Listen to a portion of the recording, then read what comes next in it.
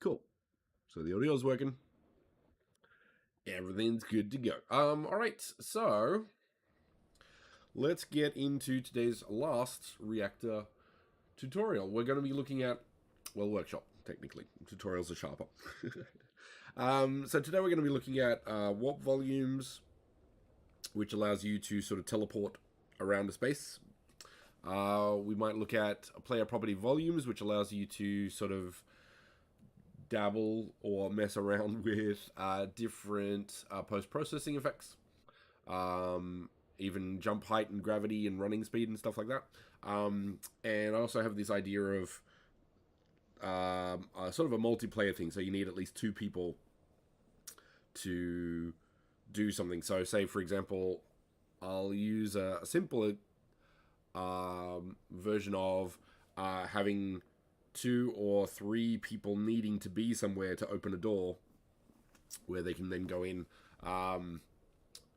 So something kind of interactive with that. Once again, a lot of these are not finished products; they're just how to use Reactor.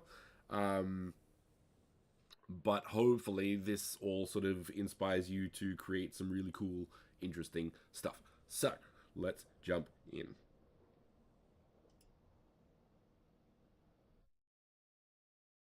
Yeah. All right. So first up, we need Unity.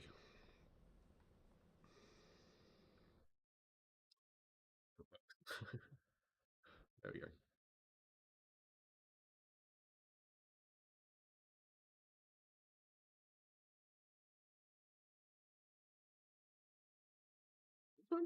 Probably.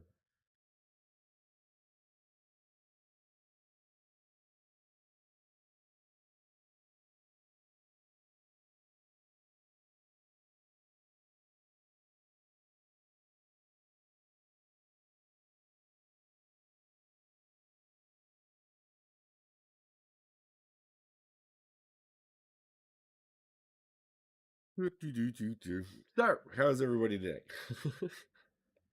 Okay.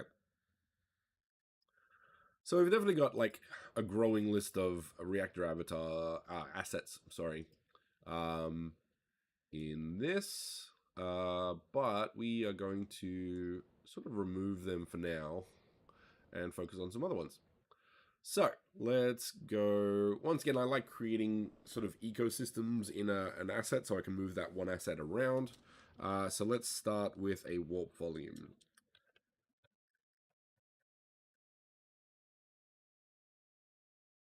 The question is, how do we want to do it? So I think a switch would make sense. So you press a button, then you get teleported somewhere else. Um, so that'd be kind of cool. Let's do that.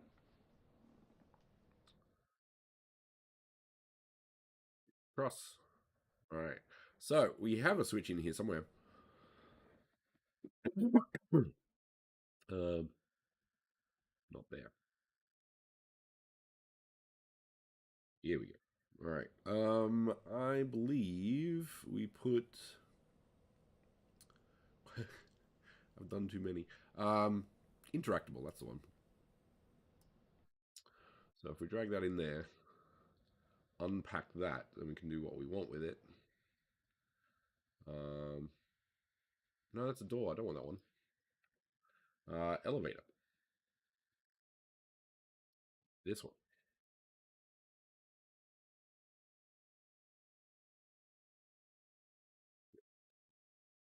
Okay.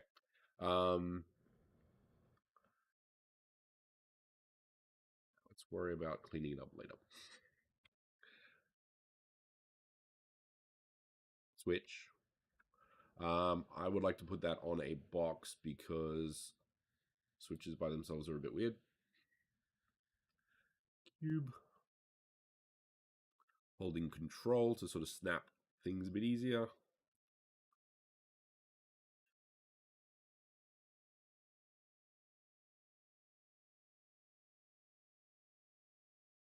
Then we've got sort of that.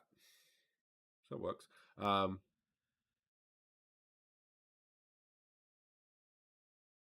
yeah, cool. Um, Also, kind of want to put the button as red because these things are important. Um, just make a new one for now. Create material. Yeah, let's go red. Leave it as is, and then drag that onto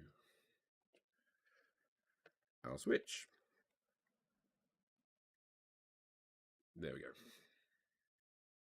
Alrighty. So the next thing we need to do is animate what we want. Now, if I recall, and just to prove it, I might even just do it, is you may be tempted to sort of enable and disable, that's the word, enable and disable the warp volume. But the catch with that is because of how colliders kind of work, or the reactor kind of works, it's when you enter, and if it just appears around something, that doesn't trigger the event. So we're going to be looking at making sure that it triggers correctly. So just as an example, we need the warp volume. Warp volume, uh, warp, yes. So let's first create a warp volume. So for that, we need to do add component warp volume or mono warp. Make sure, yeah, make sure that you can see gizmos. Um, Now, the other thing you need with the warp volume, if I recall, is a box collider. So when you hit this, you go somewhere. There we go.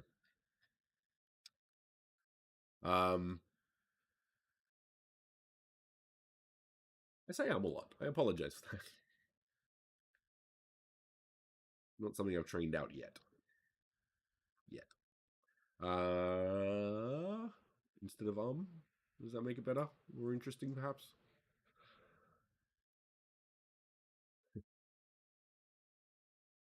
So we'll put that there. And what we could do, and what would be, and I think I did this when I started, is when you put the trigger on, it enables this and therefore would work that. But the catch is it doesn't because of how Reactor does it when you move into something rather than just appears. That said, I'm going to make sure this is all set up properly. Let's put this somewhere very obvious so it works or looks like it's working. There. Let's put it up there. A little bit. And then drag that into there. Use rotation, not important. On interact. So that's when you click on this warp, you can teleport somewhere. So to be honest, I could actually just do that, and that would save a trip. But that doesn't teach you how to make it work. So, what you would do, the goal of this would be something a little bit more complicated than what we were going to do, because once again, you've already got this button. So, well, let's do that, and I'll show you that we can already do that much quicker. We don't even need Reactor for the simple version. So let's grab this and put it on our asset. And with a lot of Reactor and interactive experiences, I guess, as well, I'd recommend making this a little bit bigger, just to make it obvious that this is what you're meant to do with that particular asset. So if this was really small, it would actually be really hard to see and therefore use. So I'm going to leave that as is and then just go playground and see how this goes. And that way, hey Alex, how's it going? Welcome to the stream.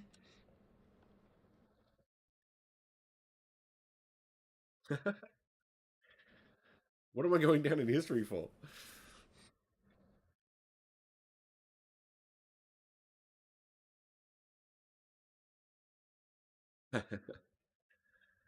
think that's the problem with today. Everything is going to go down in history. Okay, so if I press E, and note with on interact here, there's no visualization of the fact that I can do that. So if I press E here, it doesn't do anything. But if I press E here, it will teleport. Um, so that's one thing. And maybe might get Tom to look at adding that because that would be kind of a useful thing to do. But we can do it with Reactor. So let's do that.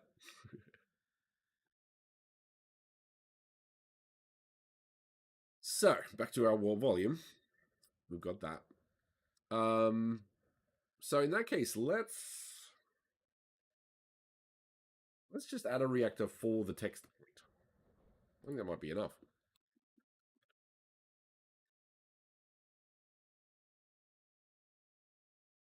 Text. Um, but this is the other thing. You'll have overlapping colliders. You'll have overlapping colliders, which doesn't work with interactive colliders. So yeah, I don't think this will work actually.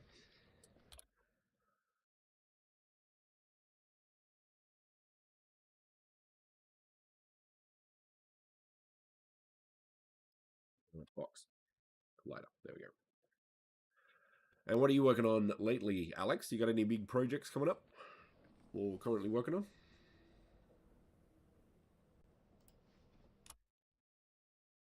Put warp on the UI.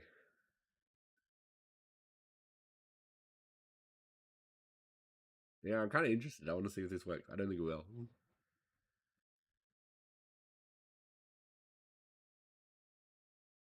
Ooh, I have an idea. I'm gonna hide that one for now.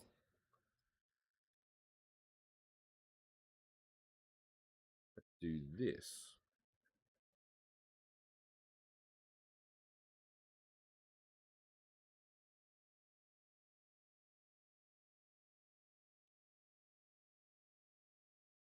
Hoping that we can kind of stack these on the one asset, and because there's only one collider, there won't be any overlap issues.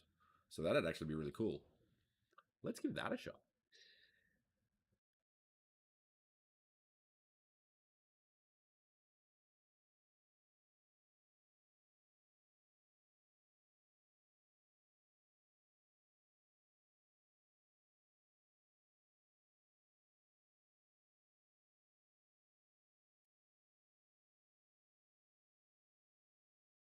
Ah, doesn't work.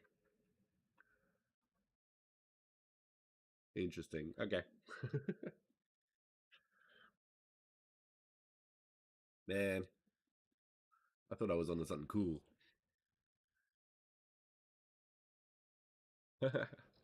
Thank you, YouTube. Does Fusion? I haven't used Fusion before, but does it export to FBX? Because if that does, that's all you need to get assets into Unity, and therefore the Monoverse, therefore the Metaverse, therefore the future. Okay. Back to the original plan, which is this. Remove that. Slider target. That's good. On interact is off because I want it to say something. So we'll put that on.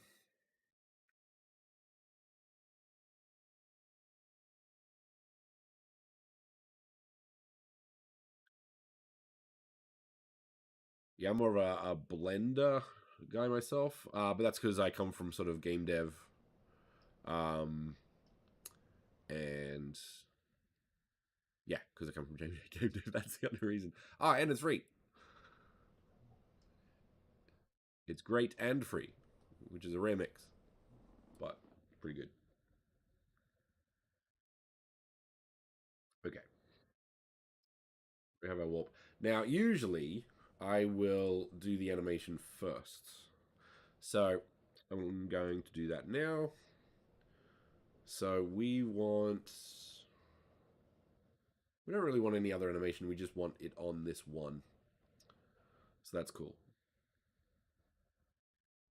So first version is the test to prove, hopefully, that you can't just enable and disable.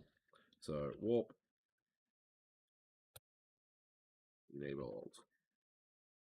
Ah, no, we want the default to be disabled. So usually you don't have to, but usually you will make the first animation your default state, because it'll save a step. So it doesn't matter too much. Save. Okay, so record.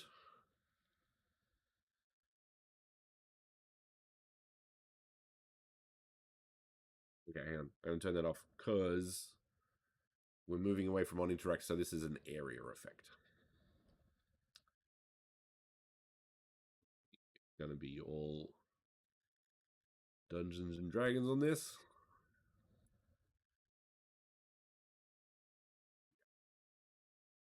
Make sure, and I do this wrong all the time. Um, cheers for popping in. Have a good day. Um, yeah. So if make sure that if you're not animating, turn this off, and if you are animating, turn this on. If you leave it on for more than you are animating, then you'll get a bit messed up. So I'm going to turn that off. Not again. Why doesn't that work anymore?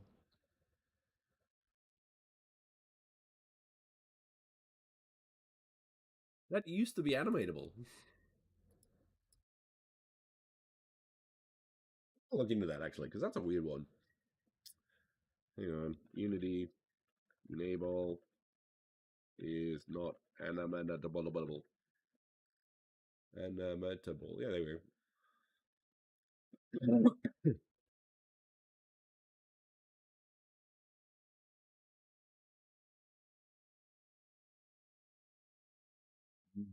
Could be bugged.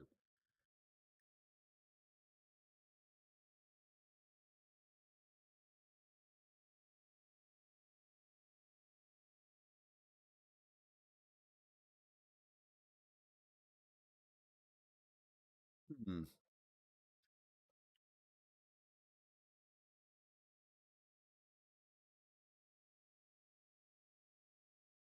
So usually that would be able to be turned off, but for some reason it's not. Not sure why.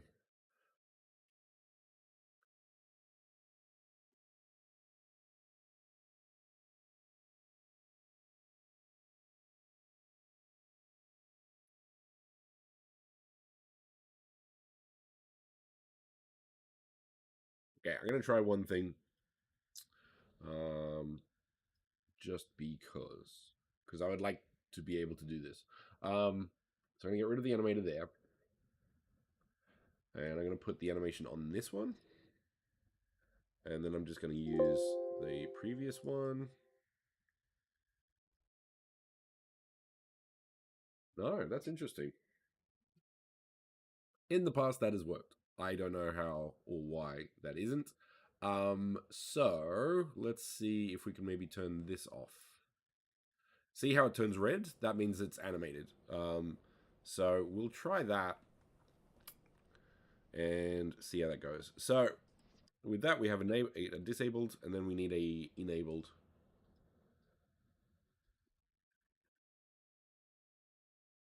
See how that goes. Record on. Done. Now, okay. Now, in this case, I think because I did the animator situation, this is not going to be in there, which is very easy to fix just by dragging and dropping in here. So if you do actually have any imported animations or other animations that you want to use, it's very easy to get animations into the animator in question. Um, but I think that was on the original. So which one are we on? That one.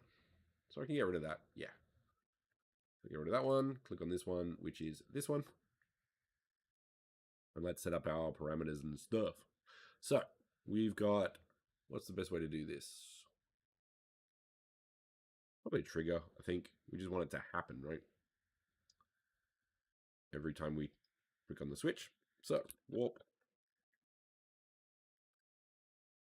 Due to my standards, I will put the capital at the start.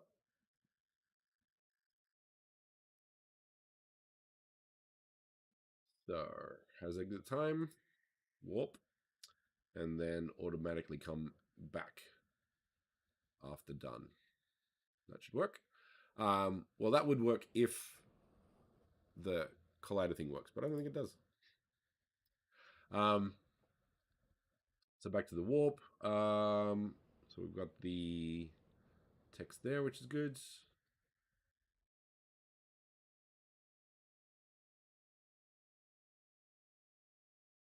That's not gonna work either, because this collider is in the way. So the approach here is do this.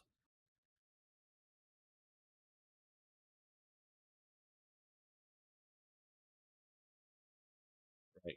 So yeah. So this is one of the limitations of this is more a Unity thing because overlapping colliders don't work. So in this case, we want this collider to warp them, but we want a box here to interact with. If this box was bigger, e.g. up here, you couldn't see the thing to interact with because it overlaps. So if I put it down here, and let's say put a box down here to make it look like this is where you warp from, once you get on here, you can see it because they're not overlapping. So there's ways around it.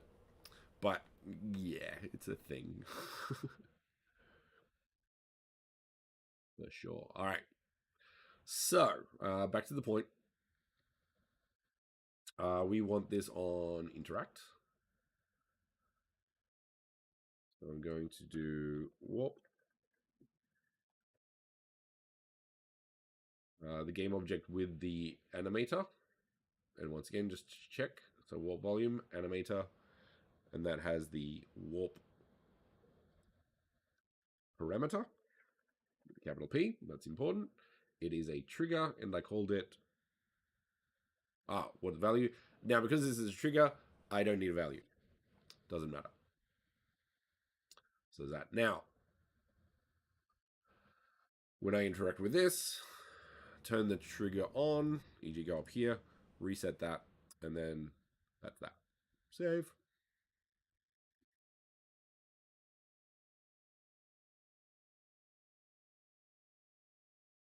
And what do we have? Now, once again, I don't think this is going to work. Because you need to walk into things. There is a way, of course, to do that. You just animate it.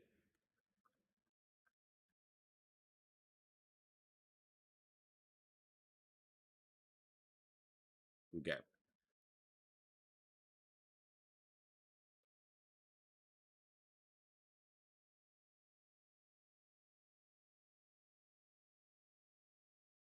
Now, in this case, we need this warp volume to be is trigger, if I recall. Because, and you can see that when, like, I jumped up, so that means that's a solid sort of thing. That's that.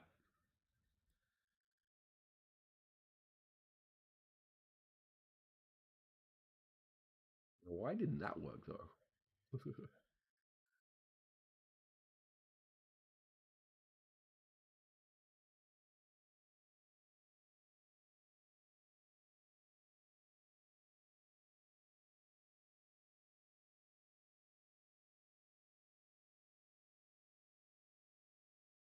Well, and that's worked so far.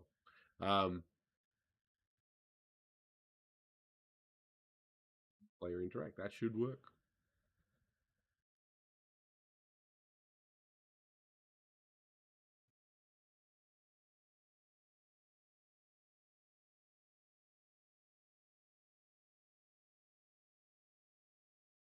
Just for argument's sake, I'm going to move that back. Nope, not that one. That one.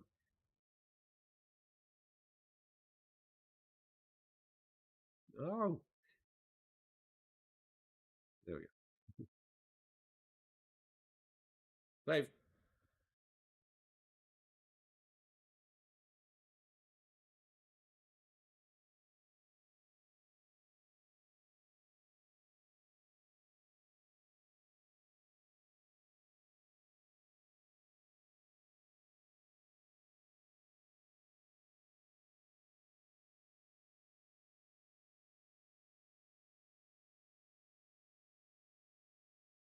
Now I'm not sure why that's not working. That should work. Um, but let's interact and see what happens. Okay.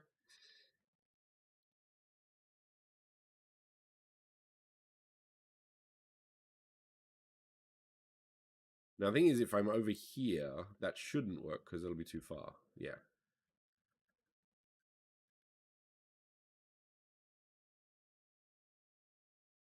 Ah, that's interesting.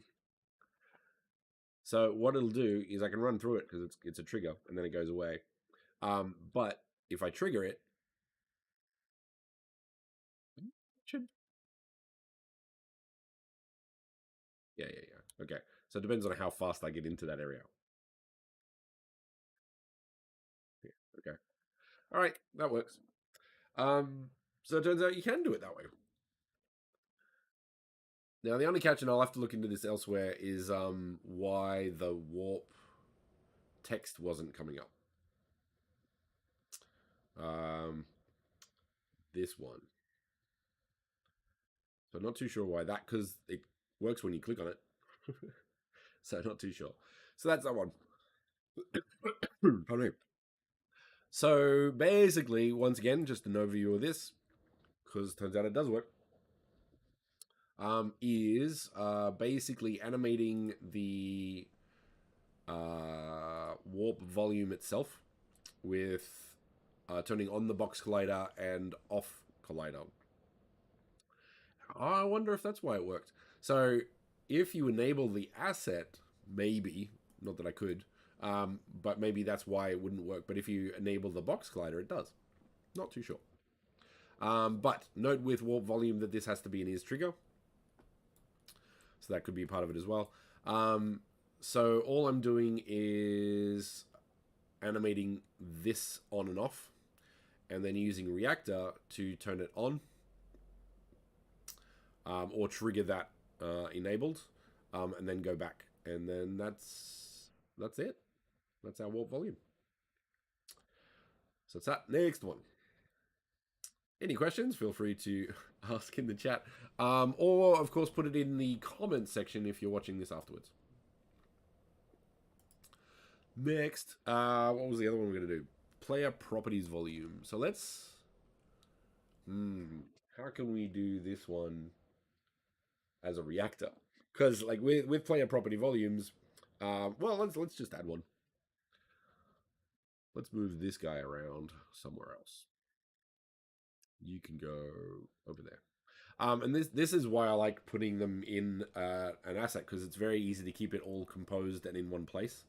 Um, so if I had separated these and did the animation, then it gets a little bit more complicated with how things move.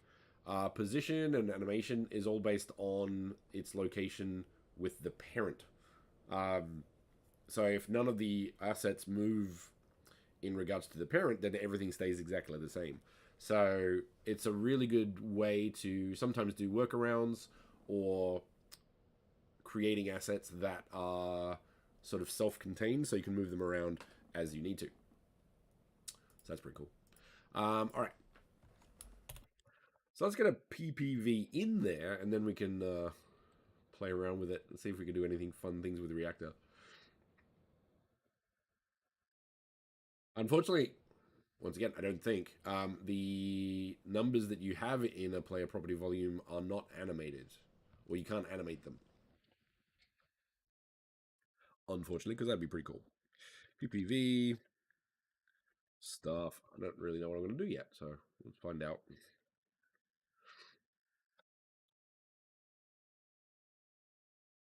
Player properties volume. That's the one.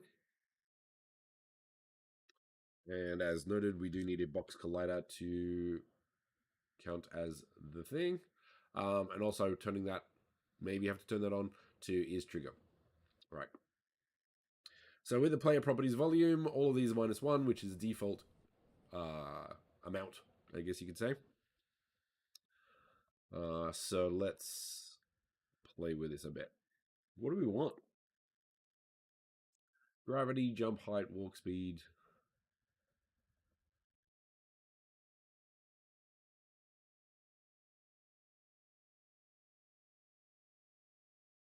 Because the thing is, we want, with the reactor, we want this to kick in once we do something. So walk into it, look at something, um, that sort of stuff. So I kind of want to do it where, like, if you're at a bar in a metaverse space, you pick up a beer, like interact with beer, um, and then you get drunk. Let's do that. Why not? I'm gonna make a bottle for this one. Let's do it. Right.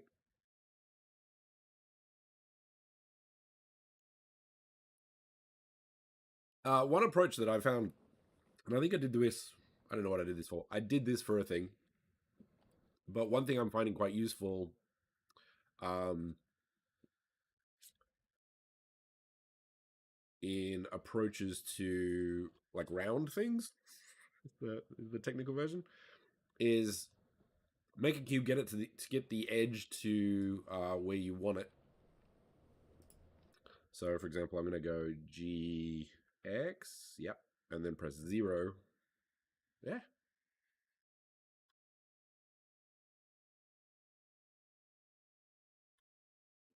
no. um, and that's going to be a 2 meter thing, and we don't want a 2 meter bottle. So I'm going to scale it down a bit to there, move it in. Um, and then using the screw modifier and making sure these are set up so axis is where you want it. You can do some really cool stuff with it, actually. But I just want a bottle. So with this one, I can just do E. For example, let's do like a low poly style model. That'd be kind of cool.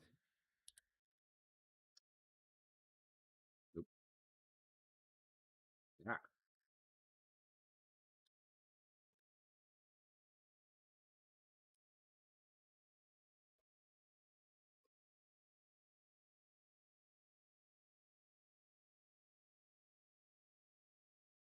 So this way you can sort of create cylindrical assets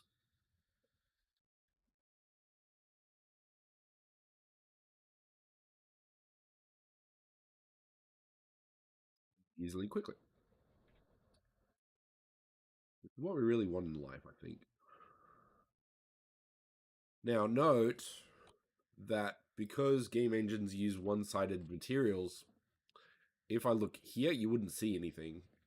And this would be a small asset, and maybe that's okay. The other option is I actually just make a simple version in that. And because I'll probably keep this asset and use it for a bunch of different things, I probably will do that, actually.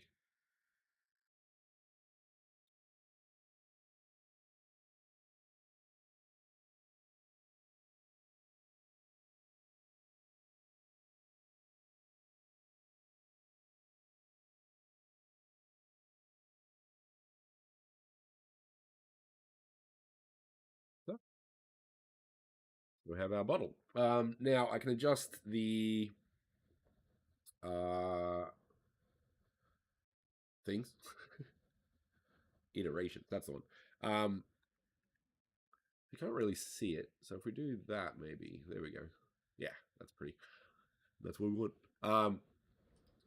So you can't be too particular with it, I don't think. Oh, yeah, we can. Um, so steps to viewport, and what's that one do then? Hang on.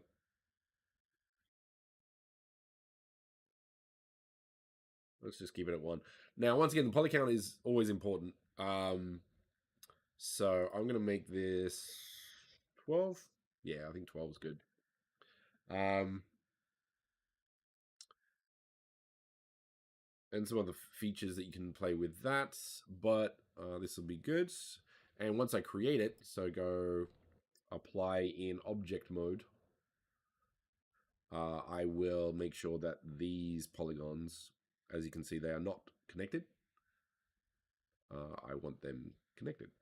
So for this purpose, I'm just going to go merge at center, merge at center. Done. I might even like save 2 polygons, but that's not really an issue. The last thing I will do, just in case I want to do like cool stuff with the mapping, is go to UV editing, go X-ray up there so I can go through. And that's kind of good. But I don't think it's, so I'm going to go back to object mode, Control A, and go all transforms. Actually, I'm going to move it up a bit so it puts the axis in the right place. There, Control A, all transforms. And then it puts the pivot at the point, so when I rotate it and move it, that's where it rotates, which is what we want. Now, for this one, I kind of want to do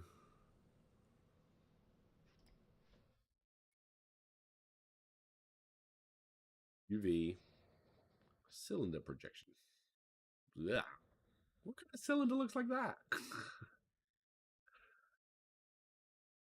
I don't like that.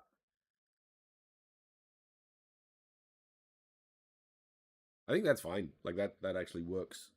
That looks a bit weird though. Okay, let's do seams. We'll do that approach. So mark seam,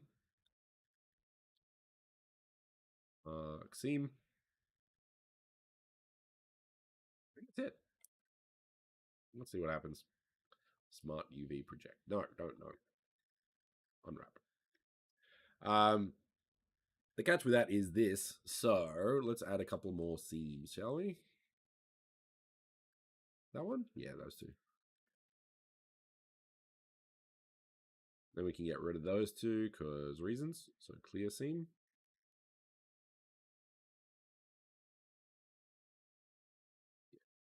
What? Yeah, that's what we want. Now I could keep that it is, but I kind of want.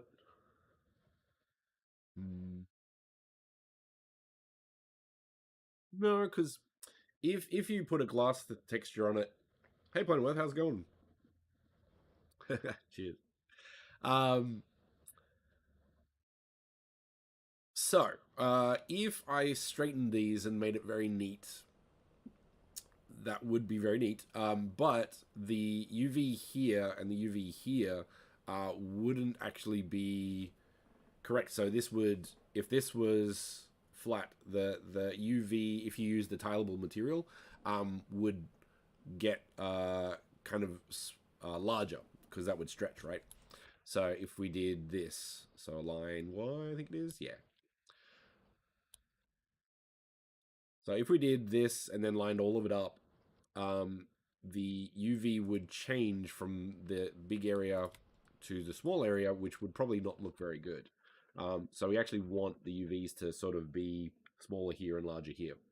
So I'm actually going to keep that. But what I'm going to do, and this is what you should do anyway, is just make sure that you're using as much of the UV space as you can in order to best get your assets. And sometimes you can't do it. Like sometimes it's not going to match. And these things are at the bottom, so you're probably not going to see them very much. So like I'm going to make them bigger, like maybe to there. And because if I just do a tiled material, this could be as big as I want, to be honest. But then I want that to be the same scale as well. All right.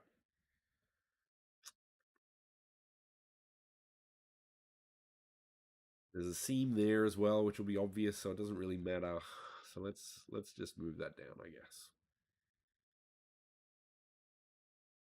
So if you were doing just a tileable texture, this could actually be as big as you want because there's tiles. Um, but I'm going to do that just in case I want to, in the future, add uh, like graphics or something specific to make it look like a particular bottle.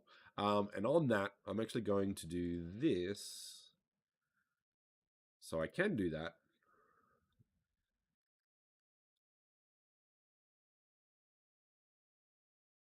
Once again, just making an asset that I could use for future in different ways will allow me a little bit more leeway.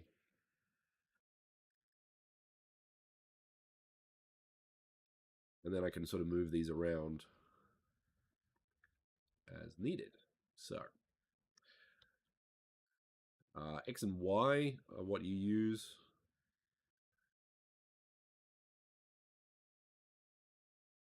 GY.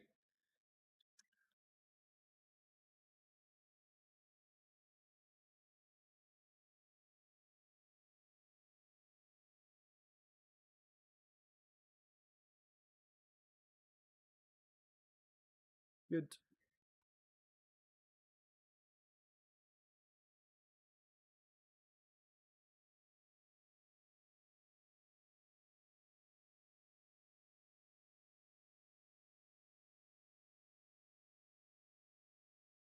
So this would allow me at least a little bit.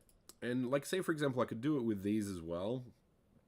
And I might do that because that would be a lot easier to make a like a sticker, or say I wanted to make a version of this that had like branding on the side. Um, because designing to that at angles is not fun at all. And it's just this section, so the rest doesn't really matter. But I'm going to do it anyway, just in case. So choosing your UVs depending on what you want to do with it for present or future allows you a little bit more future planning with your assets, so you have to do less work next time. So I could just pull up this bottle and then it'll be ready to go. So having a bunch of assets that allow you to create content quickly. So yeah, I'm spending a lot more time on this than I need to, but I can pretty much guarantee that next time I need a bottle, I'm gonna have zero time. It's gonna take 5 seconds. Um, so yeah, game design or pretty much any industry is a case of time versus effort versus knowledge. That's a big thing. Um, Now I don't care about that because tags won't go that low. I don't think, although I could do it if I wanted to. Same with this. Yeah. Okay, fine. Do it properly, properly.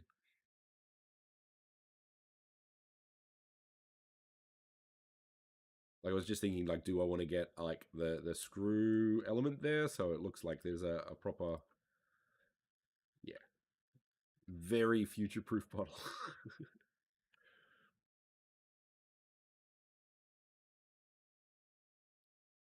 But note how I'm keeping these ones small and this one's big. That's the thing that needs to stay because I don't want to warp those elements too much. Just going to go through these quickly and that'll be done.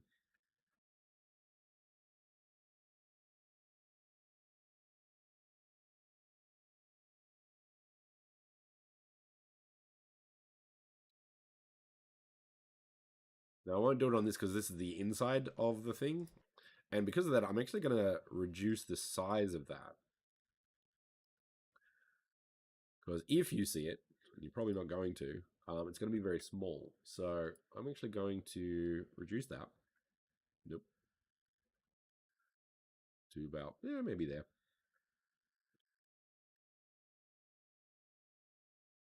Yeah. That one's going to be outside a bit, so I'm going to put that, make it be a bit bigger.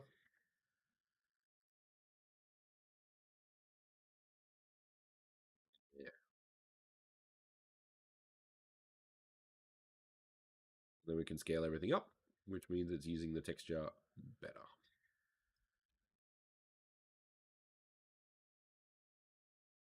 You really want to push it. I find this kind of like an interesting exercise in just like optimization, and I kind of find joy in finding ways to make that work better. So there's that. Does that work there? Can.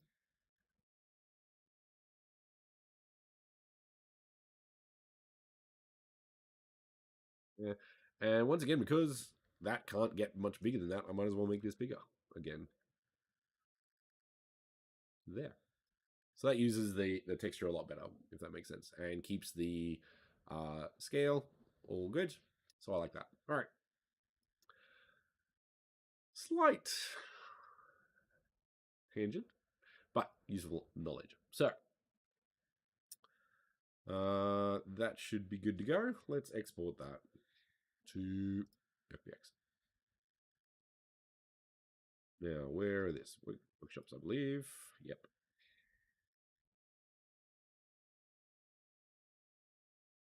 So the bottle. Selected, not animated. I will add apply transform just to save a step that sometimes doesn't work. Then go export FBX. Right. So, what do we got? PPV stuff. Yeah, there is. Oh, that's a past error. Cool. Right. So let's say in our PPV we have a bar,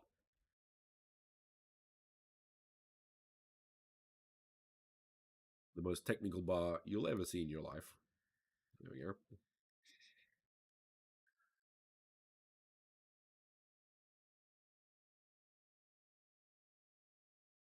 Well, um, PPV, we want that to be. Let's move that to the forward bit. So we want that there, just there. So when you pick up the bottle here, this appears and your vision goes all a bit funny. You know, proper mature activities with Reactor.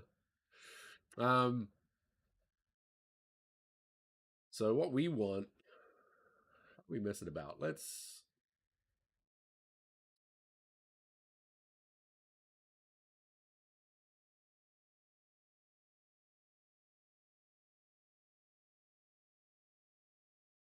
So if you roll over these, it shows you what the default is. So gravity is like -15.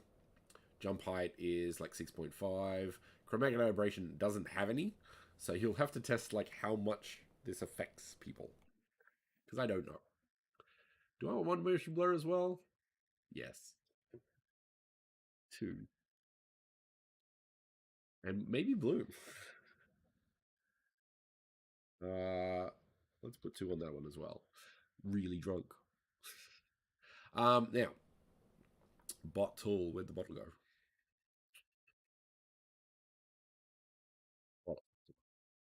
Now I want a material for the bottle, just to show the sort of a glass bottle. So let's go material, glass, green seems to be the way to go.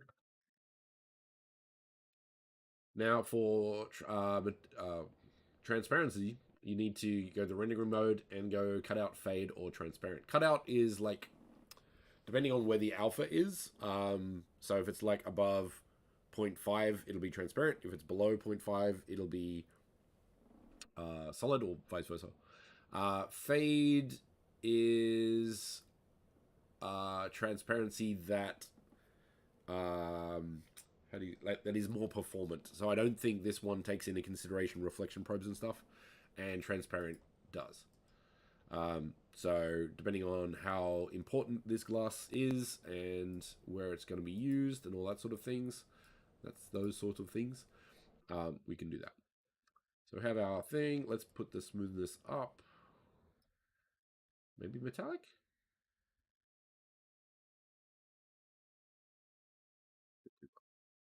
That's good. So, now that we have our material, we can apply that to our bottle by going there on Inspector, Materials, and I didn't attach one.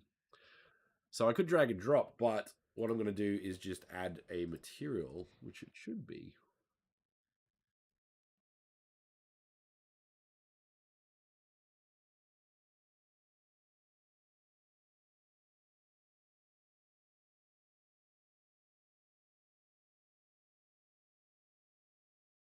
There we go. I can put the glass on there now, apply.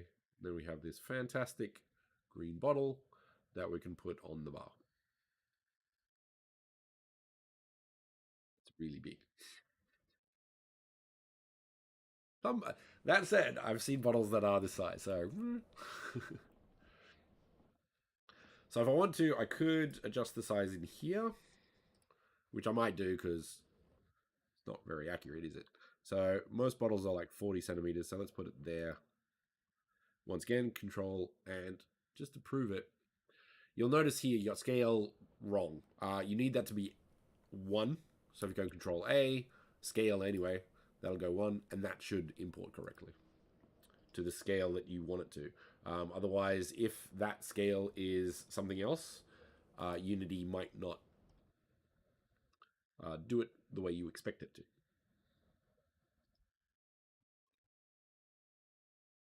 All right, so we have a bottle. We have our PPV stuff, so we want that to appear when you click on this. So let's put our reactor on. Let's put our reactor on that.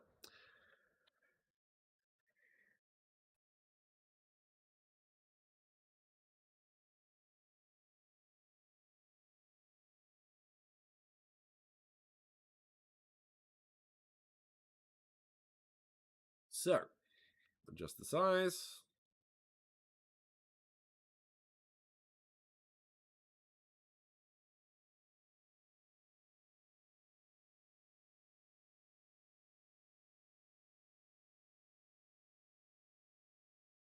Frustrating when that does that.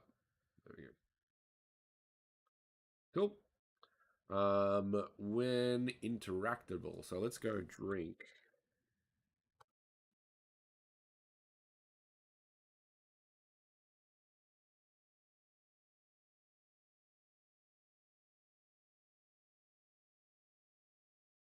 Now, this is usually why I do animation first, because at this point there is nothing to do, because we haven't got the animation or anything yet. So, as an example of this is what I'm doing, I can do Reactor, but usually I will do the animation first. Now, this needs to be animated, even though the bottle is here. So I'm actually going to put the animator on the parent, so that I can control all of these children easily. So with animation, you can affect the asset it's on and any children. So if I put the animator on here, I couldn't affect any of this. So I'm going to do that because I want to. I only want to affect this one actually. So let's just do that because I want to turn this on and off. So once again, PPV disabled. And once again, let's go with the box collider because that seemed to work well. Once again, that's not going to work for some reason. Don't know why. Very annoying. I'll leave that up. Create a new clip.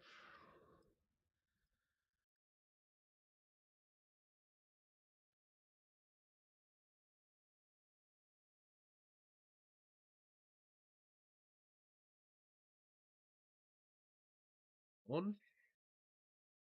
Turn off animator. Then we have these two. Once again, the orange is the default one, so disabled will be what we want it to be. We'll probably use the same situation as last time, so just a trigger. Drink. Keep to your own standards, whatever they are. Capital D.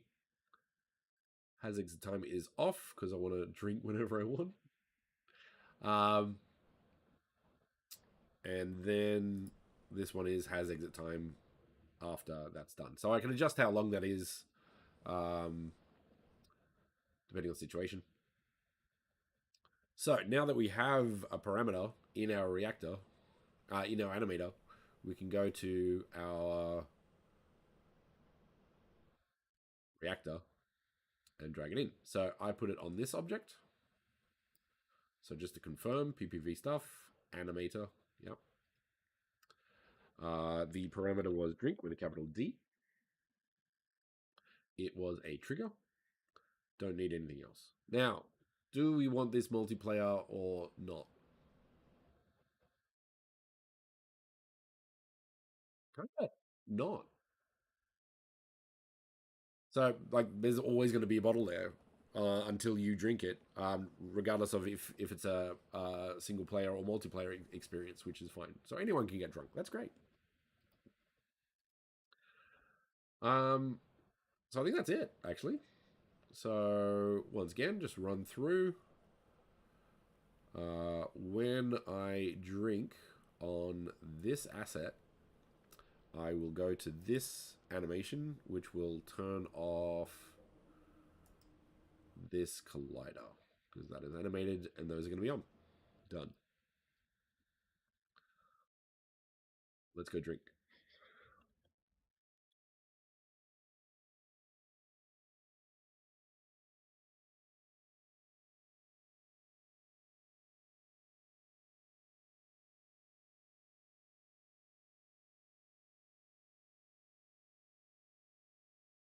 So ominous.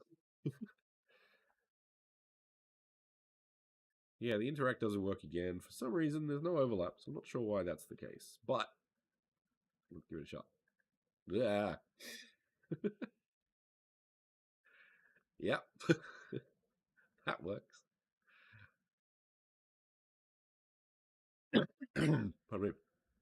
All right. So I'm getting be drunk for the rest of the game. So, is it possible? All right. So let's take this to the next level. Say I don't want to be drunk for very long. So what you could do,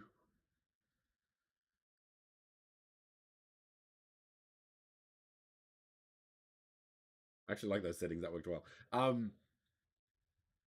Hmm, what you could do, and I'm going to, is create a really big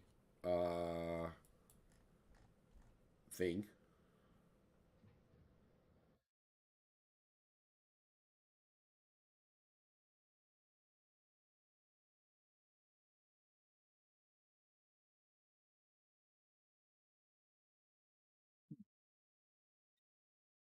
Okay, let's change this. So I want that to be a boolean. And you can't have two of the same name, so it automatically renames it. So keep note of that when you're getting your parameters. Because yeah, if anything is different in Reactor to your parameter, it's not going to work. So make sure they've got that. So drink equals true, drink is false.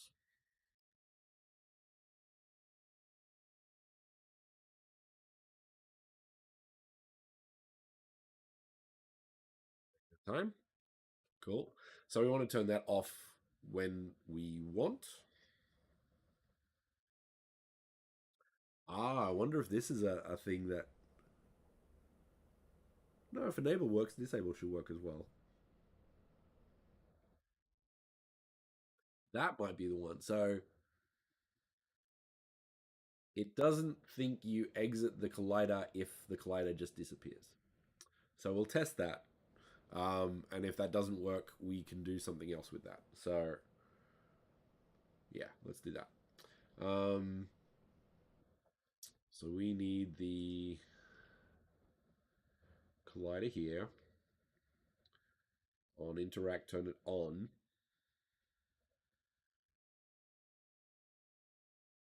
Yeah, we don't want it to.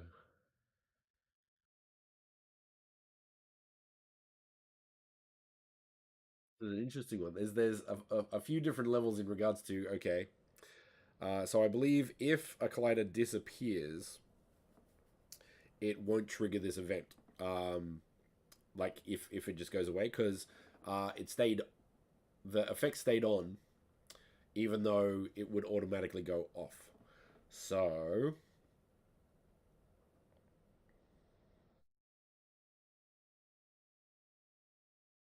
yeah, that was the problem. So I'm gonna change this back because I want it to be a timed sort of event, right?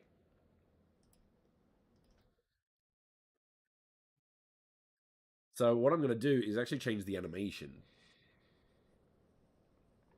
So leave that, and we want to animate this. So on disabled, we're actually going to keep. Actually, we're just going to delete that and delete that. And what I'm going to do is turn that off, make the collider really big. So this would have to kind of be in your whole space. Note that if you do this, that will make sure you can't interact with anything. So just a heads up on that. Now note that it is lower than that, which is what we want. It's, once again, just touch the feet, basically. Um, that's what we want to do. And then we actually want to animate this effect. So let's notice that you can actually animate these. I think you can also animate the transform. I've had issues with that before, so play around with that as you see fit.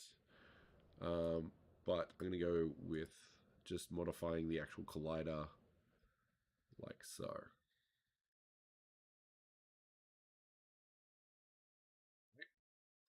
Go to this, have a look, and you're not going to see it because there's nothing to see. Like it's just a collider. Um, so that'll transition between the two when I pick up the bottle, and then I want this to fade out in. So it has exit time. Has exit time. Let's say 5 seconds.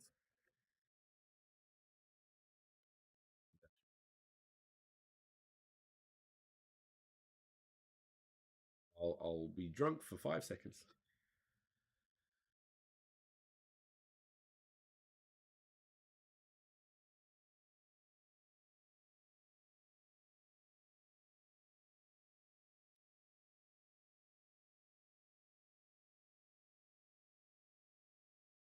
So drink. 1, 2, 3, 4, 5. Yeah, why?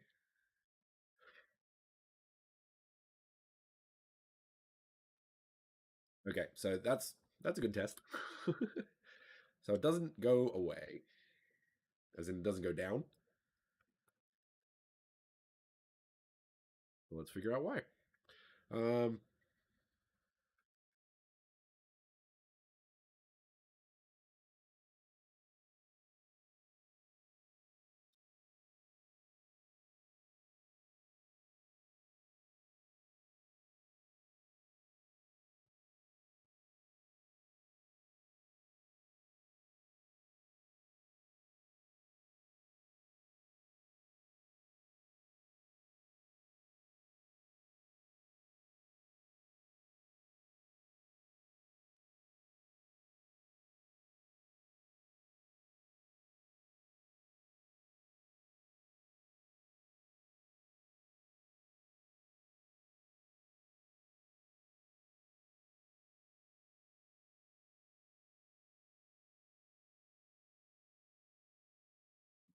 Wonder if the transition doesn't work with this particular type of animation. So let's do, yeah, let's try that. And for that, basically disabled. No, because that'll be there then. That's annoying.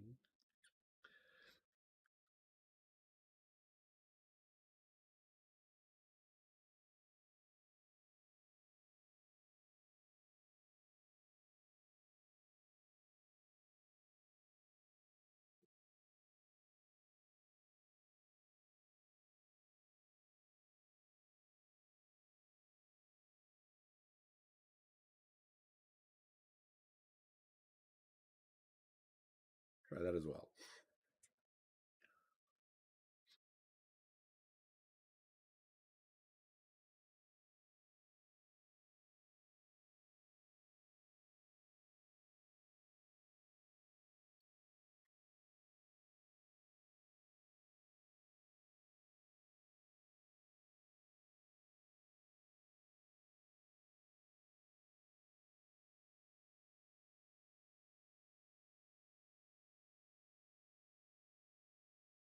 Hmm.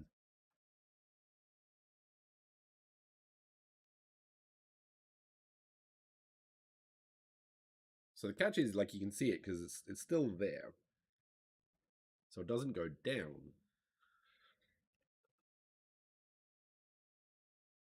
I don't know why.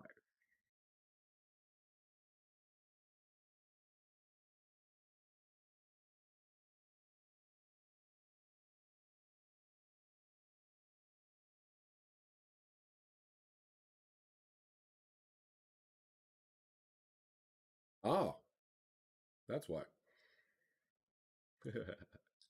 So if there's a parameter, it will check that as well. So if this is not true yet, this has exit time. So they combine, right? So if it's past that point and the trigger is set, then do that. So that explains that. So I'm going to try this because I'd like to know one if if that's what's going on there. So let's do that. Glad I saw that.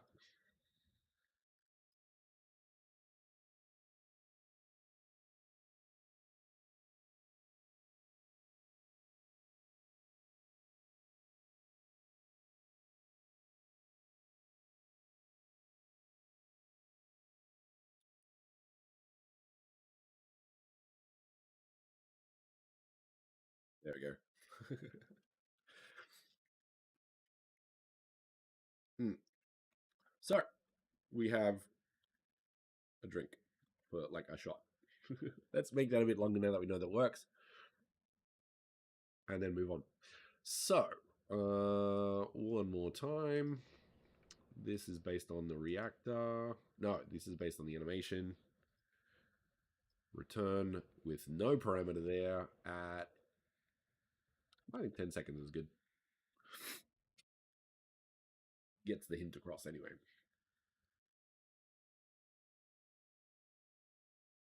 Now, the one thing I do want to do is just make sure that we can't animate stuff because that would be really cool. Animate stuff on these. So, uh, it's very easy to sort of see what can and can't be animated because this goes red. But as you can see, you can't animate these figures, unfortunately. Um, if you really wanted to, you could have sort of two different colliders that animate. So you have like a lower level, and then that goes away, and then the higher level. But yeah, it's a bit overkill. So you don't need to do that. All right. So we have our drinks. We'll move that out of the way as well.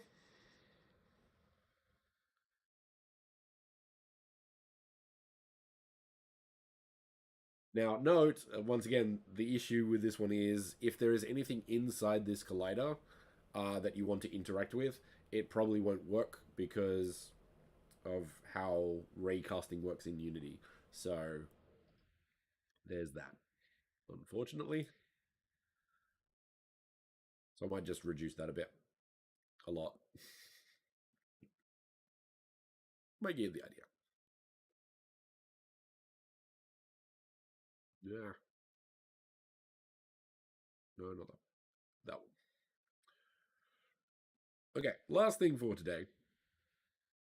We're going to look at something that allows multiple people to sort of do something, if that makes sense.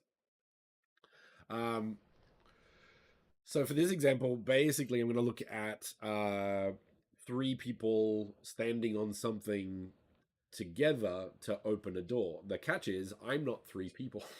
So I don't know if I'll be able to test this. So we'll see.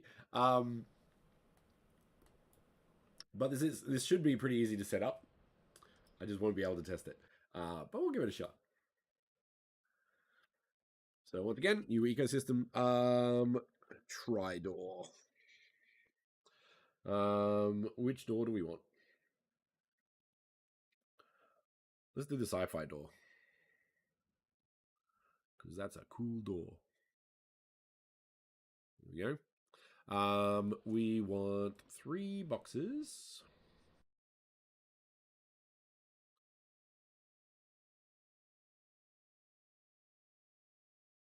Put it up a bit. Now, the reason I'm going to put that up a bit is because you start getting the Z fighting. Sometimes Z fighting becomes more apparent when you're further away. So you don't want that. So you want things to be high enough. And sometimes, like, say, I've moved it up like 0.49, but if you move further back enough and it's a big enough asset, sometimes you'll get Z fighting as well. So with things that get really close like that, be sure to check what things look like further away from the camera, because that is a thing. Okay, so I'm going to put one here, here, and one here. Cool. So what I want to do is have it so 3 people open this door. And for that, I'm actually going to get rid of the 2 of these because then we can just make one and do that properly. But let's get our animation in there first. So with this one, we can actually do an animation. Can I think? Yeah, cool. So if you just drag what an animator onto an object, that will have this. But the game object is different because I've named them differently. Turns out. Really? Okay. No, don't do that. Use a different reactor. Okay, so remove component and do it again. So, quick review of animation. Yeah, create that. Let's go door title.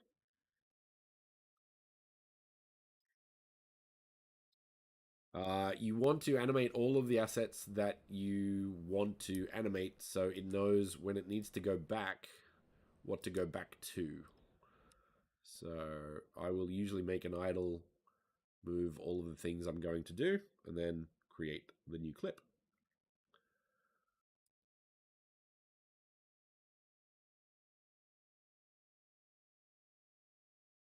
So then we can create the new clip. Like that.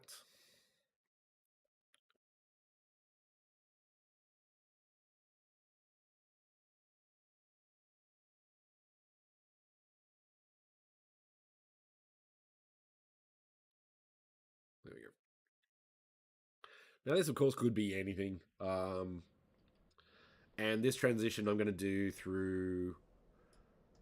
So I've made a reactor that does like a cool like proper animation with this, but for speed, I'm just going to do a simple transition between the two. Now I want this door to only open once and then stay open. So I can actually do this with 3 states, and that's the thing. So each door is going to have a true state. So door 1, um, door 2.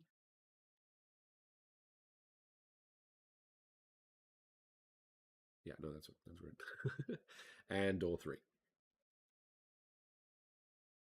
right? Um, and that way, if I'm standing on this, door 1 is true, door 2 is true, and door 3 is true, and then when it's true, it opens.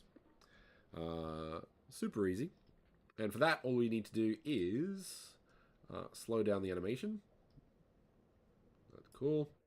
And then create the 3 doors, basically. So if all 3 doors are true, open. Done. End of story. So for that, we can do a cube with a reactor on it. So let's do that.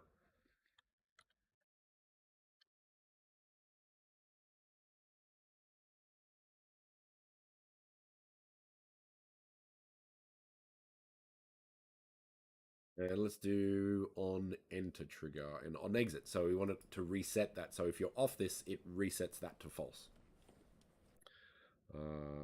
Just set. Set door sci-fi door 1. That is a boolean to true. And on exit trigger, unset, I guess. Set door sci-fi boolean door 1. Boolean to true. No, false.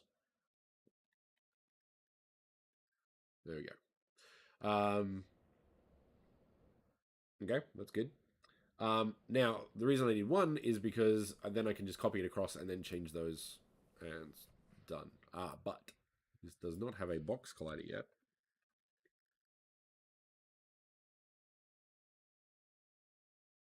Done? Okay. Names are important and very useful. Use them. Duplicate. Nope. There we go.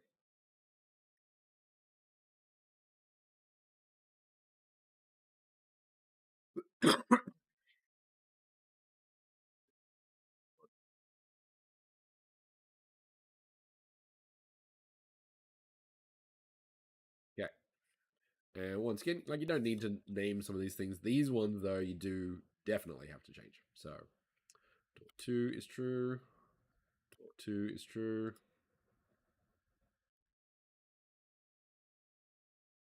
But I do like keeping things organized a bit. So, door 3 is true. Nope. Door 3 is true. Door 3 is false. Okay.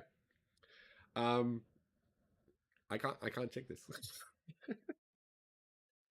How many people are in the chat?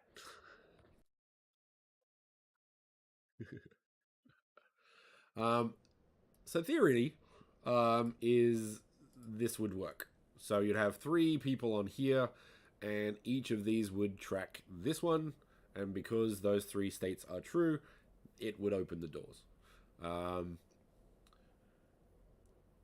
Let me think of something. I'm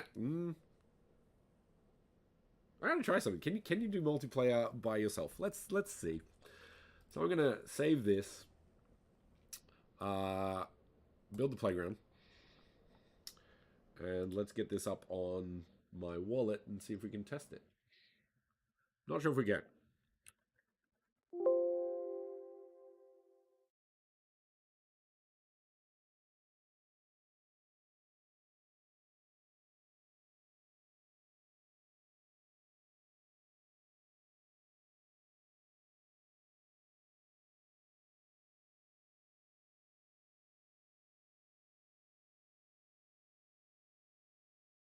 Yeah.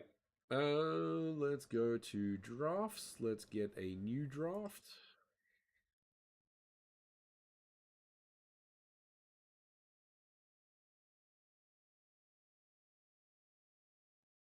call this reactor space. Reactor tests. I don't know. Reactor tests. Educational. Drag the playground files into there.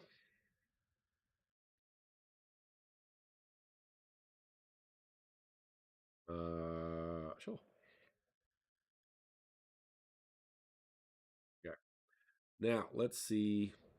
First, we have to create a hangout space so it's multiplayer.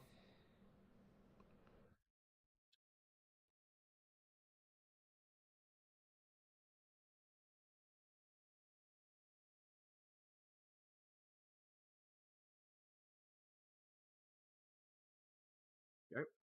We got a private. Now the thing is, this is where I don't know. So I'm gonna grab this and then open it up in 3 different pages and hope that that works. Don't know if it will. Be cool if I was there. Yay!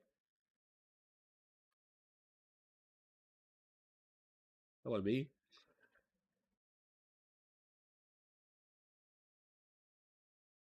I'm just gonna sit on this one. Grab that.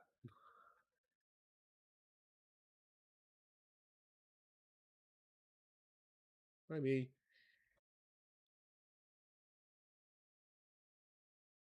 Wave. There we go. Hello.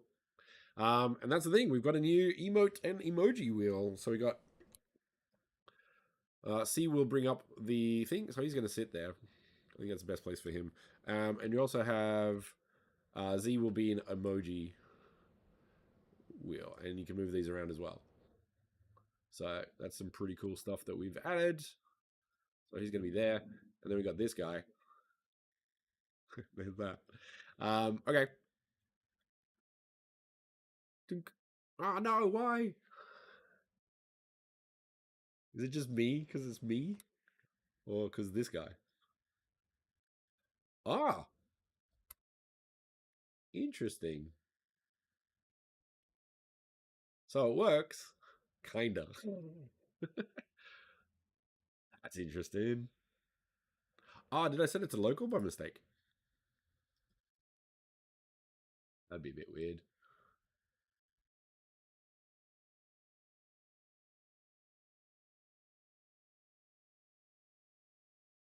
No. Okay, interesting. Okay, but it worked for him. Um, so yeah, that's that working. Once again, that could be a whole thing because it's this computer and all the rest of it. But I'll work for him. Why didn't it work for him?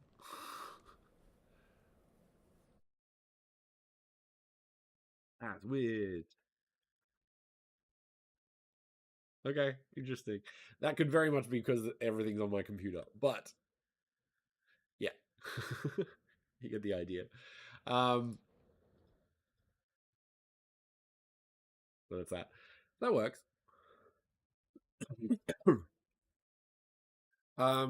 So yeah, so you can definitely create some really interesting multiplayer experiences because um, different. All they need to be is set. Doesn't matter how, as long as they're multiplayer, of course. If it's local, then I don't think other spaces would see it. So there's some complications in regards to how you approach that.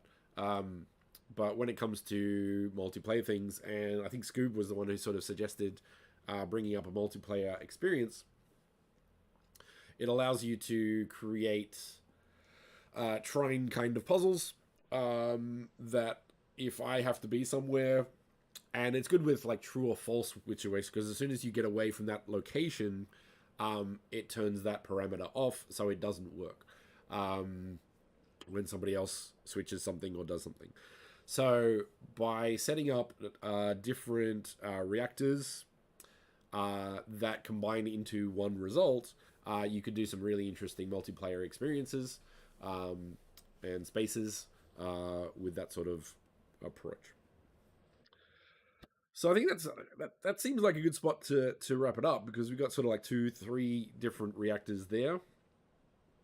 looking at complicated things. Now, some of those things did have issues because they are more complicated. Like you have issues with overlapping box colliders, especially with interactive elements. I'm not sure why the code wasn't coming up, so that might be a bug, but we'll look into that. Other elements also looked into common issues that you might have, say putting a parameter where it shouldn't be, and then making sure you catch it. Um, so getting into the habit of checking your flow is very important with Reactor because once again we've stayed away from like scripting, allowing people to do whatever they want to your web browser. We've gone with Reactor. It is a little bit more complicated, but it does allow you to create some interactivity. We are looking at different approaches to dealing with that though. So who knows what's going to be in the future? But that's why we have to work through some of these little glitches and stuff. And we'll be looking at making Reactor a bit easy to use in the future as well. So we'll see. So usually what I will do is once I create a reactor from the animation stage, so you have all of the things you need. So go back to parameters.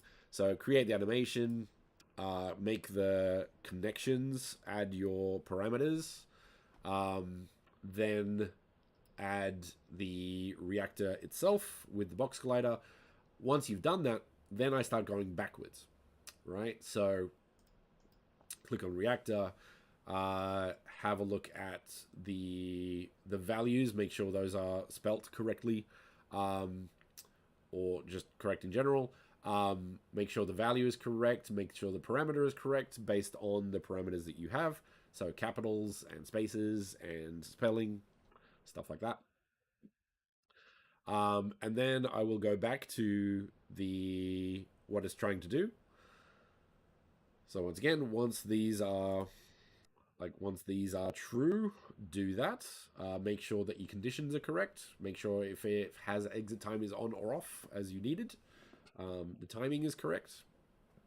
And kind of that's it. So going through that pipeline backwards allows you to troubleshoot and usually find an issue, like I did with the condition that shouldn't have been there because of all of the things. So it's a good skill to be able to troubleshoot your reactor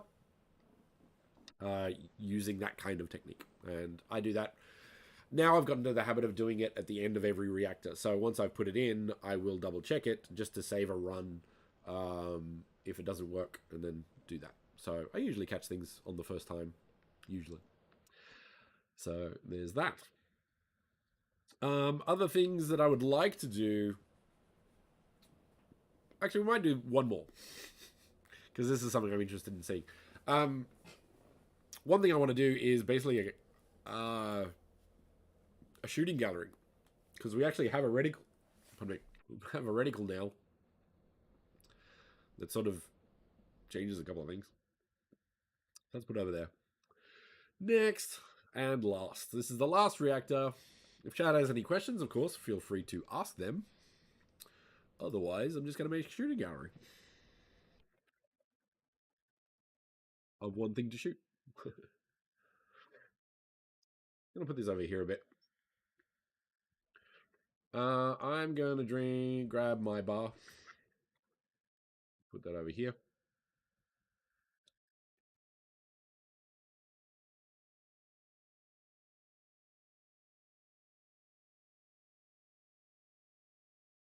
Hey, Fractalians, how's it going? I'm making some interactive stuff. I've got a drink that makes you drunk. I've got a button that warps you. I've got a multiplayer door opener, and now I'm going to make a shooting gallery. What are you up to?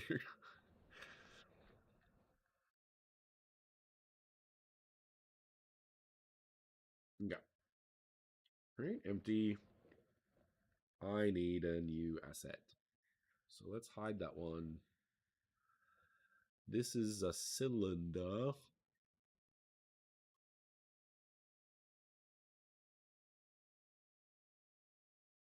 Less than that. So let's go 16, I think.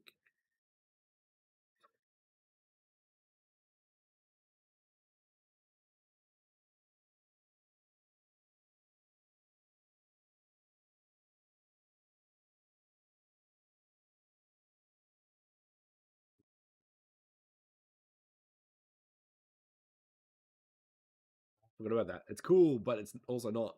Okay, so let's go 0.2. Yeah.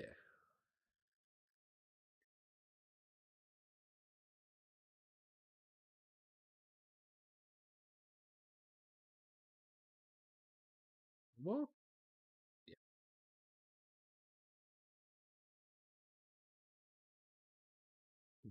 No. For this one, I'm going to look at a quick example of a super small texture. I kind of like doing textures this way because it's fun and it makes you look smart. So I'm going to do that.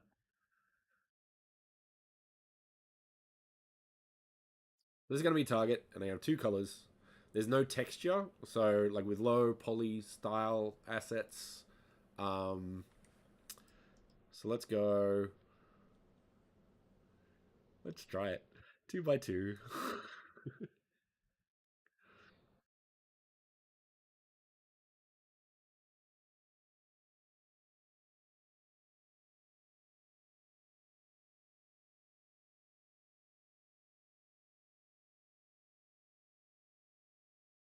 Done. Export PNG. Where's this again? This is on tutorials, workshops, Reactor Basics, assets, textures. Ah, you're right here. Textures.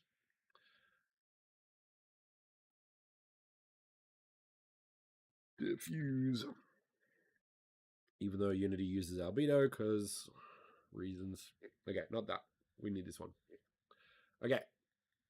So what I've done, oddly enough, is opening our asset that we just made.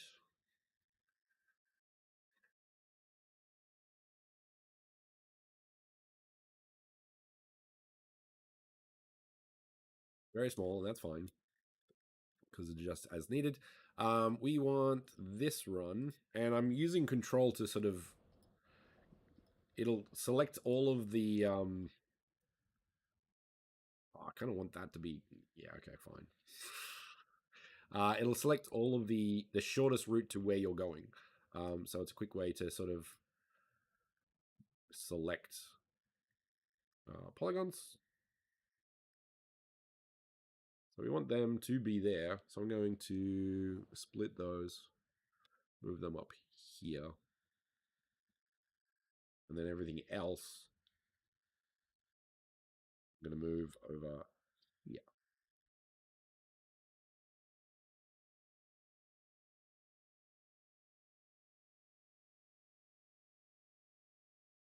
Dodge and jab because this is literally 1 pixel wide. I'd recommend if you're doing this, like this extreme version of kind of trim sheets, basically, I guess you could call it, put it in the middle for reasons. I'll tell you those in a second. But when you go that and apply the material itself, so let's go, well, no, let's go material. And for that, we need to go to shading because you kind of want to see it. So go add texture input, image texture, sorry.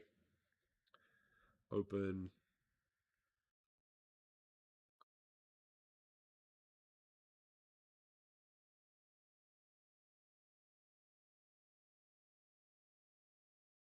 Go to last location. There we go. Put that on base color. And then we have that, which is what we want. That looks good. So let's go back here. Apply transforms, make sure. Because here's a good example of the issue of why I always apply transforms. If any of those numbers are not 1, continue at your own risk. Doesn't really matter. You can change the scale in Unity, but if you're doing light mapping or anything like that, the scale is going to be a little bit off. So keep that in mind.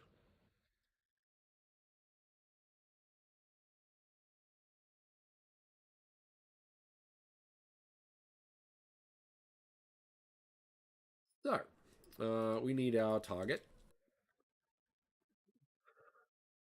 And then we need our target. Now I'm going to put this there. Now that's imported from Blender, but it doesn't have a material, so there's an element there. I don't like using imported textures.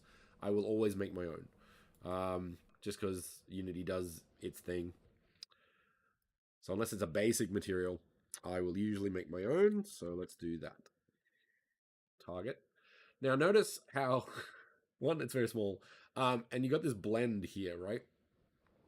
So let's put this on and see what that looks like. So put that up there. Yeah, so you have this really blurry version, which is probably not what you want. So what you can do though is if you, which one is it? This one. Filter mode. If you go no filter and then apply, it goes straight. So it doesn't do the blend sort of stuff for you. So this is literally a 2 by 2 pixel image, which is, how small is that? 15 bytes. So if you wanted to, you could like literally have a 32 by 32 image with 1 pixel for each color. Put the filter mode onto that, so it stays that sharp regardless, and do a whole space. So one of my projects that I would like to do is basically have one material with like that resolution, and it would be super small. So I kind of like that idea. Anyway, to the point. Let's put our target in. Now our target, we want our new texture. And then you can do things like make it metallic or smooth. I actually kind of want it, yeah, about there. Good. We actually want this to be kind of like a small target though, 0.1.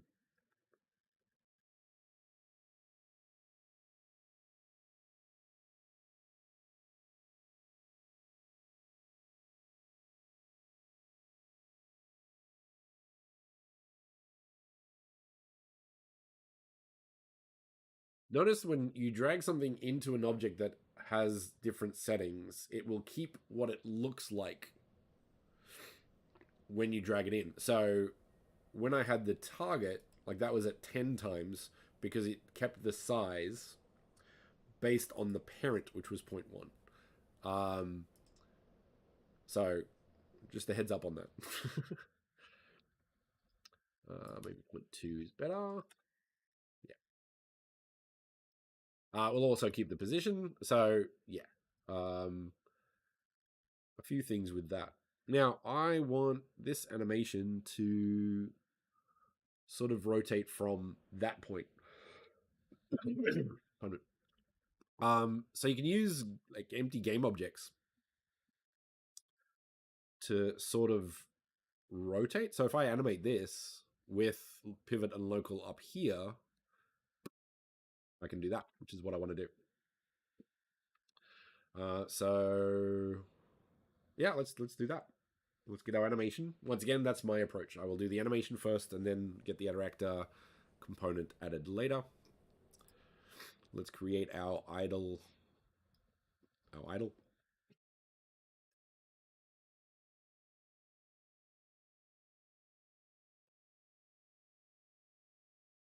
The only thing I want to rotate is this, so that's the only thing I'm going to tweak.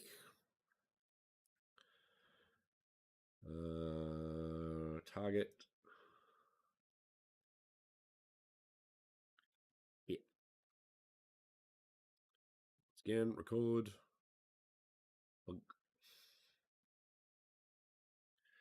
Our animator, once again, up here.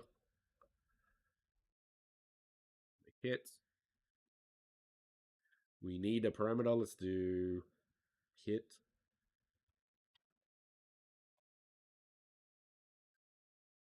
Now, the reason I'm doing this as a boolean because when it goes down, you want to be able to reset it when you want. So we'll actually put a button at the end that has reset. So that'll be easier. So once again, we want this to happen when we want it to, when hit is true. And then has exit time off when hit is false. We want the return to be slow, but we want the hit to be super fast.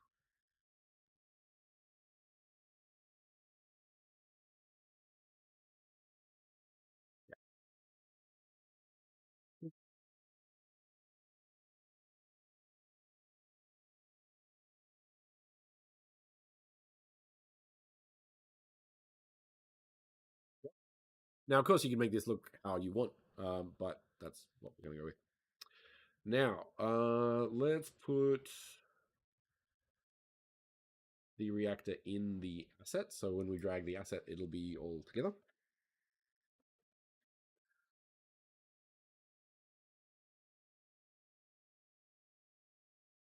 The reactor, box collider, resize to. Now, in this case, it depends on, like, if you're doing accurate, then you might want mesh colliders.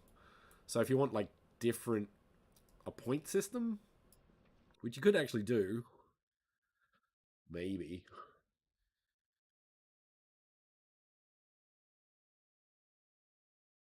Yeah, we don't have, like, interactive text. So you'd have to have this whole complicated point system, um, which would take a while to do. Could be done. Like, yeah. Similar to the, what do you call it? The timer. You have this whole system of 0 to 9 and then plus 1. But then if you had any, yeah, so you do any, and then you add. Okay, so this is how I would do it. I would have 10 um, numbers. So I would have, what do you call it in Animator? Any state, that's the one. So if I had an any state with 10 different animations of basically score 0 to 10, um, and if you had your reactor, let's do on player interact, I would have addition. So the middle one would be say +3. The one next to that would be +2, and then because it's any state, it can go anywhere it needs to, depending on what you hit. So there is 100% an approach to creating that, but running out of time. So that could be cool if you wanted to go that way. So yeah, on player interact. Shoot. We're not going to use addition. So I'm just using a square for this because it doesn't really matter. I just want to have the feeling of shooting something. So I'm going to set the animator parameter, which was hit with a capital H, boolean to true. Done. So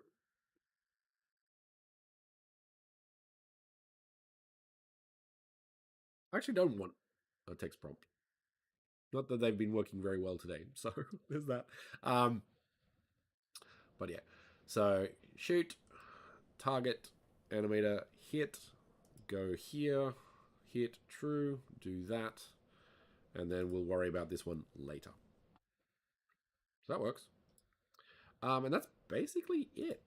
So I could duplicate, but I want to make sure it works. A whole new. What do you mean by that? Dragging drop textures.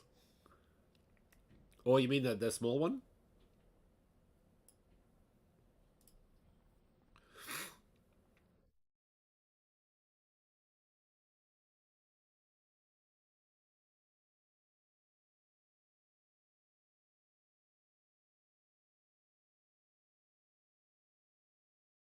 Second. There we go.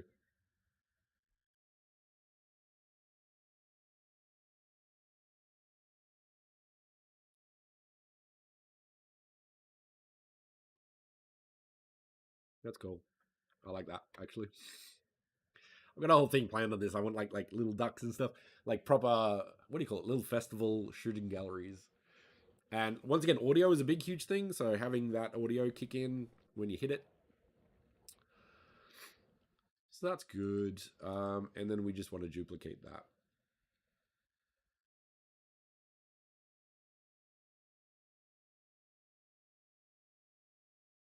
right?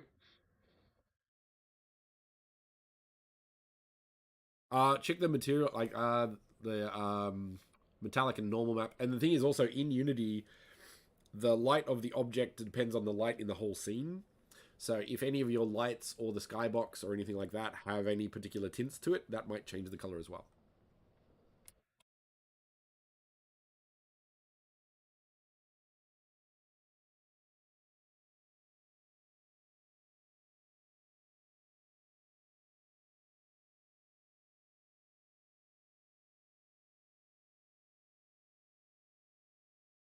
So this is where, like, say for example, you create one like ecosystem or one reactor, then you can copy it, and if there's no reason to put them across, that'll work. No worries.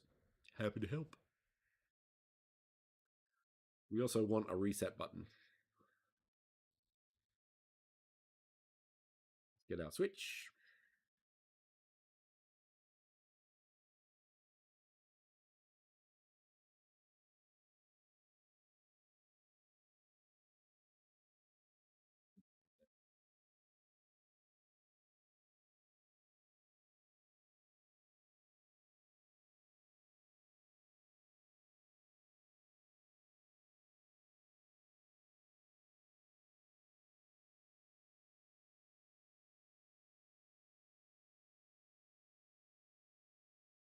Yep.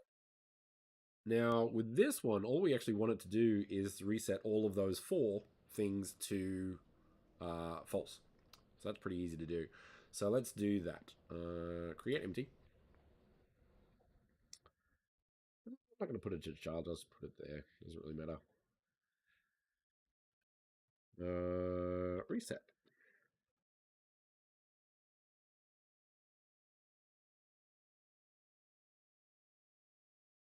Yeah, metallic is awesome, but also problematic. Because the thing is also like with metallic, you also need reflection probes. So if it's a dynamic object, um, you need to create reflection probes. Otherwise, it doesn't work.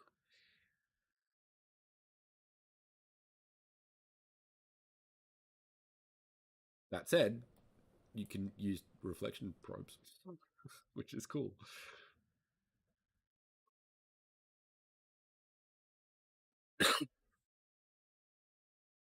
Ready? That's there. Put in the front there.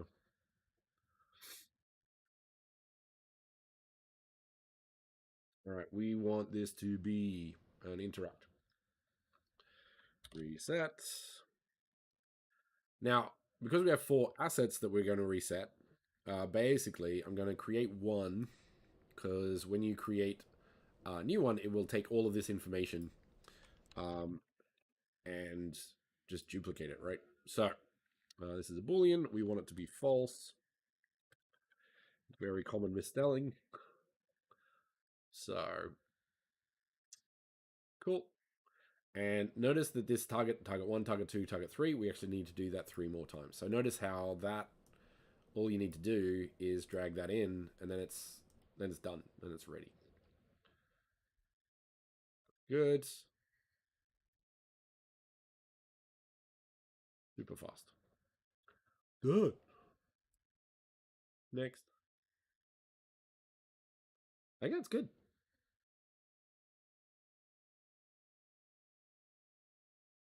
I'm gonna put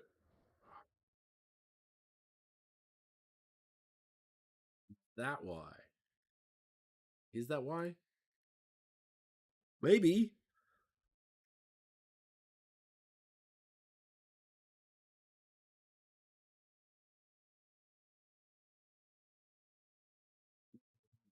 I think because we never used to have to set this on, I always forget to do it, and that's maybe why it's not working in other places. So that's on me. I'll put it in the notes. Playground.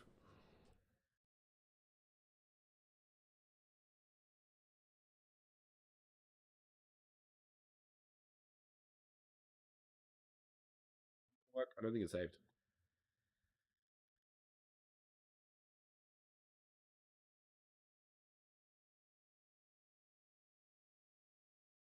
Pew, pew, pew, pew, pew, pew, pew.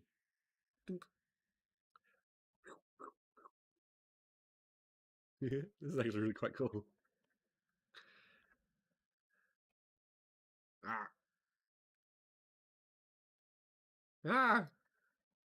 I need a timer now. Yeah.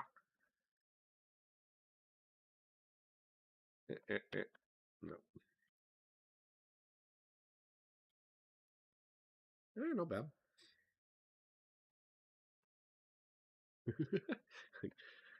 That's my next 3 hours taken up. So yeah, like doing targets and shooting galleries, you can actually 100% do now, which is cool. So big fan of that. Um, what do we got? So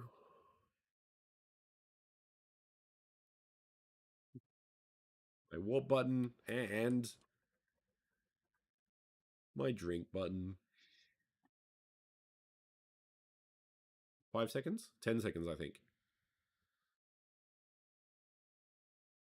Yeah, 10 seconds and then it's over up. It's not the worst place to be. That said, because of the scale thing, because I've made that collider go smaller, if I get drunk and just walk out, um, that's the catch. So, case by case, if you don't,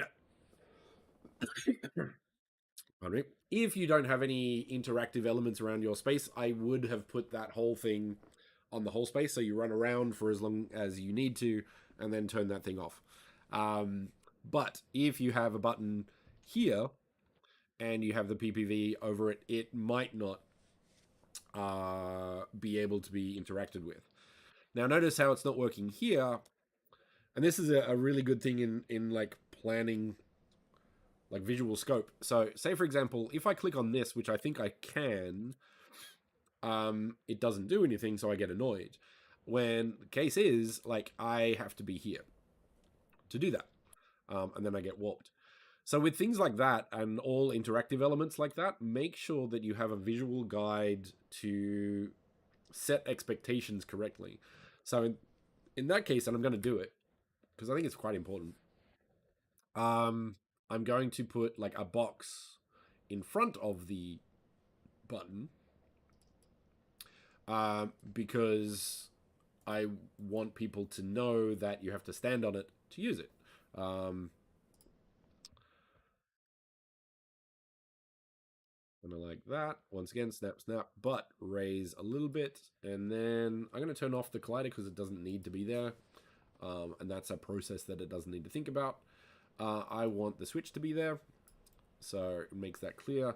And then I want to make sure the warp volume is the right size. So because you're so close to the button, I think I'm actually going to change the cube.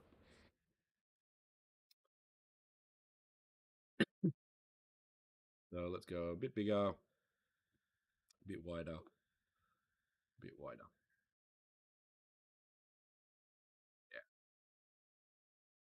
Yeah, maybe a bit just for accuracy.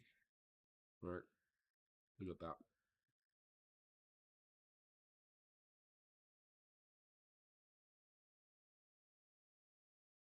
So this allows people to understand that if I click on it, it doesn't work unless I'm on that red box. And then when they warp on that red box, expectation has been met and the experience is best.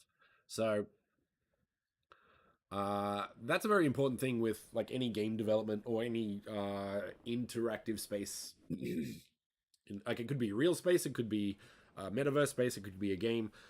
Setting expectations in very direct ways like this, which is like it will only work when I get on it, or in indirect ways. So something that you want to mess someone over with,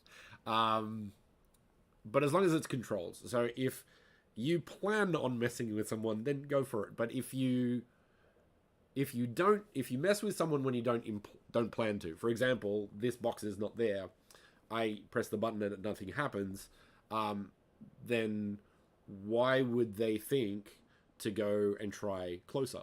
This way, it makes a very clear distinction of um, this is where the event happens, and if it doesn't work where you think it does, do something more.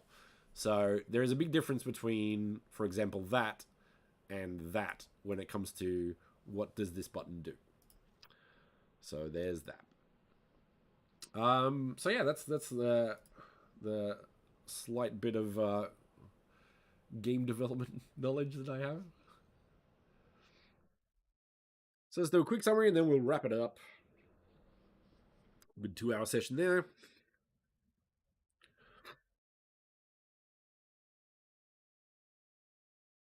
Once again, many of these, one of these assets are going to go onto the Mona assets library. So more for education. Like, I don't. I hope that's probably one of the points. I hope you don't put in a bottle on a box so you can do this in your space. Um, you could, but maybe make the bar better, make the bottle better, do some more interesting stuff. Um, Completely up to you. But uh, I will be doing sort of elements of uh, how those assets will hopefully help you learn more than anything else in regards to how Reactor works and the setup, um, and things like that. Can't do this one because it's multiplayer, and then there's my favorite, which is the shooting gallery. So yeah, so I'll add those to the library soon. Alrighty. Well, thanks for joining. Have a good day and happy building.